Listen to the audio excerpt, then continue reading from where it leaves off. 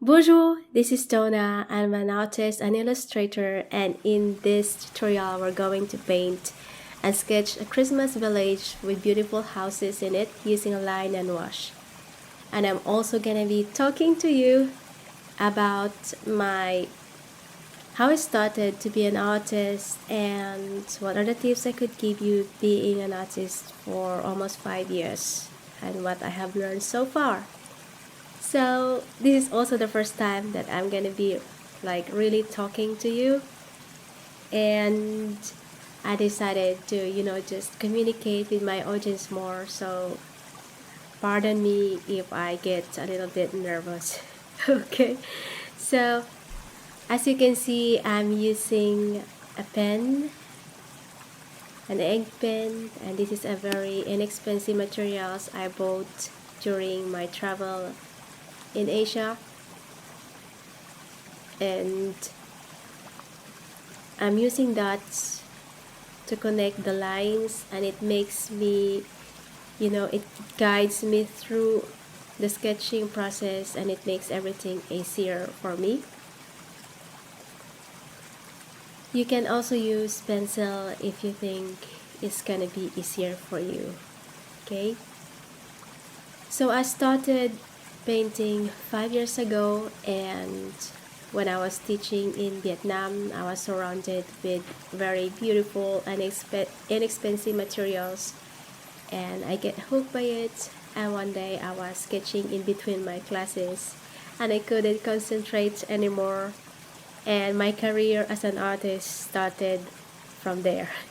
I couldn't stop painting and sketching right from that moment. I guess when you find something that you are so passionate that you couldn't live without, I think that's the moment that you definitely found your passion. So my road for 5 years as an artist was not an easy one. It's always challenging, I think, because we're surrounded with wonderful artists and it's not easy to get through. But also I was inspired to, I started in the process, little by little, I started to have clients. I had an Etsy shop, and I sold quite a number of painting, and I started working with the interior decorators, working with galleries. Some of my art won some awards, so I think it was not bad as a starting artist. So kind of inspired me to continue how matter challenging it is. And now my new journey as an artist in YouTube and teaching and hopefully inspiring you. So my tips, number one would be to master the basics. It means that you have to understand and learn the basics like the color theory, the color wheel, especially with watercolors, how the watercolor works. Understand the value and the contrast and the lights for watercolors. Read as much books as you can. Refine your drawing skills. So refine your drawing skills. This is something that I skipped, and I'm doing it right now, refining my drawing skills. It's because I got so excited with the Impressionist style. I was hooked with Shang Wei and Joseph Chukbi, and I was so addicted with them that I kind of skipped this process, and it was amazing to get closer to their paintings as I was copying them, but at the same time it was very difficult because I didn't have the basics drawings and painting using watercolors. So if I have to give you an advice, that would be to learn the basics and start and go slowly.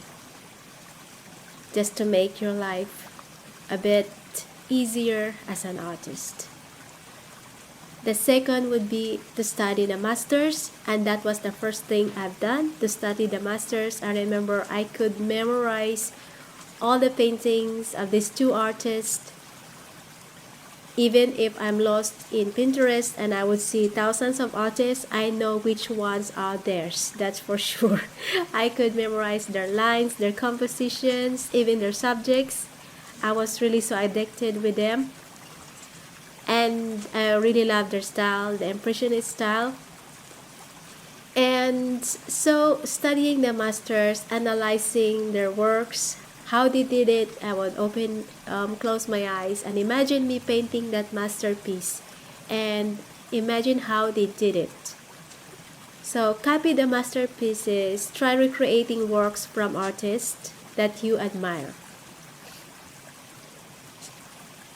The fourth tips, or the third tips, would be practice regularly.